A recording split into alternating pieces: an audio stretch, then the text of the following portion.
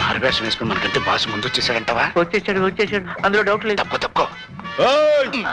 సవారీ చాహియా యా నహీ? నన్ను రక్షించండి బాబు, ఇందులో నా తప్పేమీ లేదు.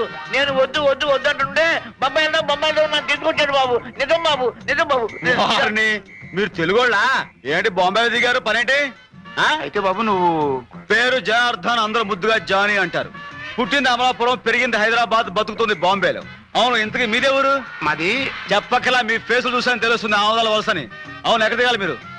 మామూలుగా ఉండే హోటల్కి తీసుకెళ్ళామా? ఓకే, నాకు వదిలేండి. ఎక్కడెక్కడే?